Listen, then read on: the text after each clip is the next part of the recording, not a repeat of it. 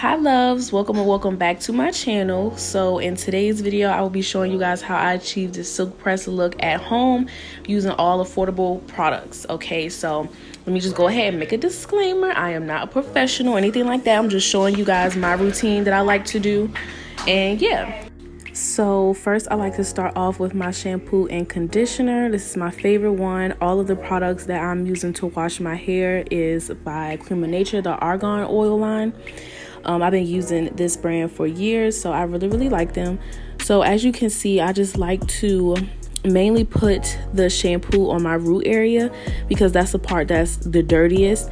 And yeah, I just really like to use my finger pads, not scratching, because I feel like that it just irritates the scalp. I want to like basically have like a massaging kind of motion and just get all in there and get all of that dirt and everything. And I also dyed my hair. I didn't, record the part of me rinsing that out because it was just a hot mess, y'all. I wish y'all could have seen the way my bathroom looked after I was finished. But anywho, yeah, I'm just really digging deep into those roots, and especially depending on the density of your hair. I wouldn't say I have the thickest hair, but at the same time I feel like the middle of your head can get missed, especially when you have a lot of density to your hair. So as you can see, I'm separating it and just making sure that I'm getting every single part of my scalp, and just making sure everything is just completely clean. And I also like to do a lather as well, just to make sure that all of my hair is completely clean, because this part really is important, you guys. So just make sure that you don't have any leftover products in your hair that's going to weigh it down, because that's going to really take away from that silk press look.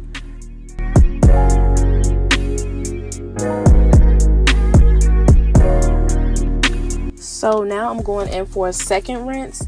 I did this a total of 3 times. I didn't show the third time because at that point it's just getting repetitive, but I just wanted to show you guys what I was doing again. This particular time I did like a deep lather because not just because I want my hair to be extremely clean, but at the same time, like I said before, I did dye my hair, so I just wanted to make sure that all of that hair dye was completely out, because I have in the past dyed my hair and then me just thinking to myself, oh, I don't want like to wash it all out because it's gonna fade, like, which is just so crazy to me, but whatever.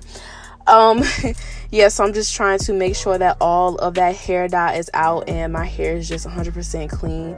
As you can see, I'm really just getting in there, making sure that my scalp is just completely cleansed, okay? Because I don't have a detoxing shampoo, which I need to get one. Usually those like tingle your scalp and everything, give you like a nice cooling sensation to just, further cleanse your hair. So yeah, now I'm going in with my conditioner, and as you can see, I did lean back so my hair can get just soaking wet, because I don't know if you guys know him, but his name is like, I think it's Travell or whatever.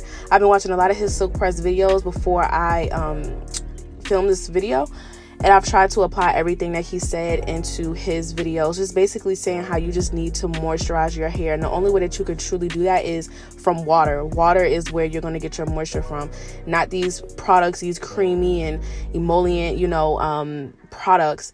You're going to get it by water. So you want to just make sure that your hair is just completely lathered in water, and then you put that product on to seal that moisture in.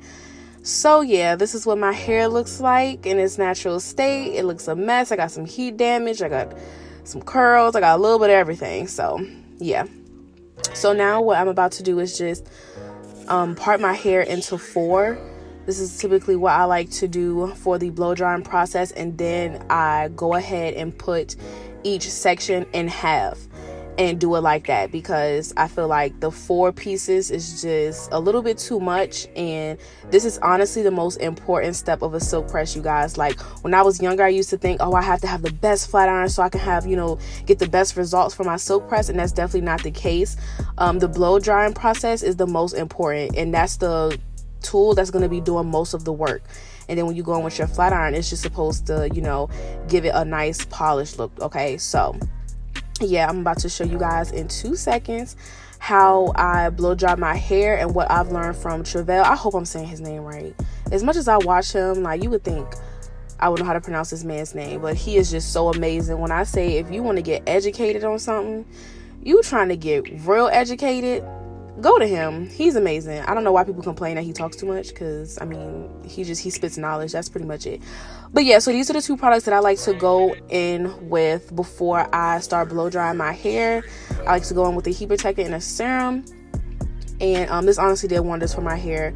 So yeah, I like to just apply that, just a small amount, not anything too crazy, because like I said, this is like, we want that more silk press kind of look, so we still want our hair to be nice and flowy.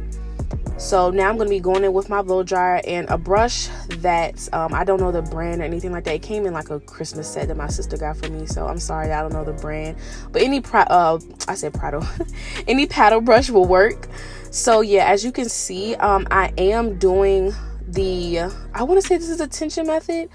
You basically just want to stretch the hair and then just constantly move your blow dryer. You don't want to have it on one part of the hair too much, because then that will cause heat damage. But as you can see, I'm just stretching it, combing through the hair, and then I am just holding the blow dryer there in back and forth motions. That way I can just stretch the hair as much as possible. And you want to keep with this motion because you don't want to dry the hair before you can actually stretch it, because then it's going to be a complete mess. It's going to be frizzy.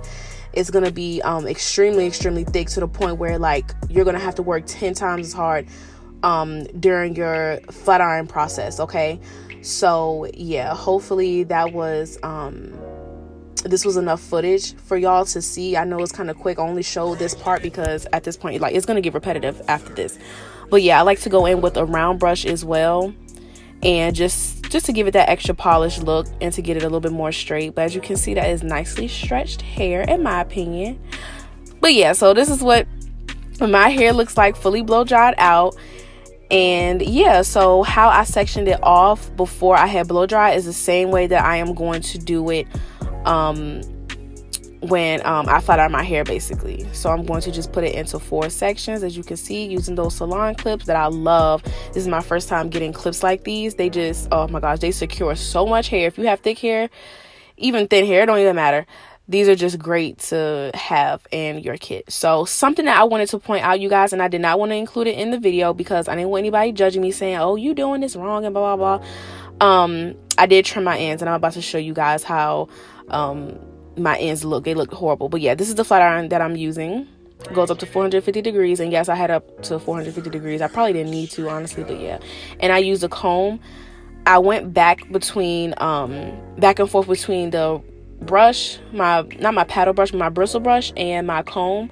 Once I got to the front, I just felt like it was just a more nice polished look, and with the bristle brush, so I just went in with that. But yeah, so now I'm just parting my hair, and as I'm combing it out, you can see this section of hair. I actually paused it so you guys can see, but there we go. Do y'all see? Like, thank God my freaking covers were pink so you guys can really see, but all that sparse hair right there, that just had to go. So I cut all of that off because I just wasn't having it. Like, I really am trying to grow out my hair right now. So yeah, that was just too much. When your ends look like that, baby, there's nothing you can do for that hair. I don't care how much product you put on it, how much water you put on it. Those are dead ends. You need to just cut them off because it's going to break up the hair shaft, and yeah, your hair is going to be, you're not going to see any process. I say process. You're not going to see any progress in your hair. And that's why a lot of people think like, oh, my hair isn't growing. Like, everybody's hair grows unless you have like some sort of condition, but everybody's hair grows. But the thing is you're not retaining the length because you feel like, oh, you're going to lose a lot of length if you just trim your hair, which you will at that moment, but eventually you're going to retain that length. You know, if your hair is breaking off on the end, of course it's not going to seem like it's growing, you know, from your scalp, but it actually is. You just have to retain that length. Like, length retention is really important. But yeah, so back to the flat iron process. I'm sorry, I kind of got a little bit on a rant. But yeah, so basically what I like to do is go over my roots 2 times, and I go over the rest of my hair 2 times. A little bit excessive, I will say that, but I mean, I'm really anal about how straight my hair is, you guys, and I don't really care about heat damage. I've had my hair extremely curly before, and I just don't really like my curly hair when I wear it out and try to do wash and go, so a little bit of damage doesn't really hurt me. I'm in the military as well, so I'm always wearing my hair in like a little military bun. I don't really wear too many styles, so the heat damage doesn't really bother me as much. So yeah, this is basically the process that I do, you guys. Like I said, go over the roots 2 times and then the hair 2 times. And that's another thing that I want to point out. You can't really tell if I'm like using hard or light pressure, but I'm using light pressure with the flat iron, and I'm going slow as well. You don't want to stay on a certain part of your hair for too long, because then you'll create dents and then it just will not look good. So you just want to make sure that you have a nice flow, and you're just being real seamless with the flat iron and how fast you're going. So yeah, you guys, I know this is kind of like a quick tutorial. It's just I don't like to be repetitive. I just felt like it was no need to show you guys my whole head of hair of me doing the exact same thing. So yeah, this is pretty much the end of the video. I'm going to show you guys these last 2 pieces, and then that is pretty much it.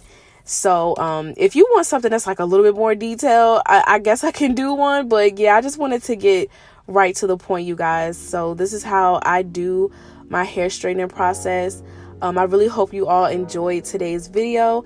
If you like it or decide to use any of the products or whatever, or if you have an opinion on the product that I use, please let me know in the description box below. And yeah, you guys, I will see you in my next one. Bye.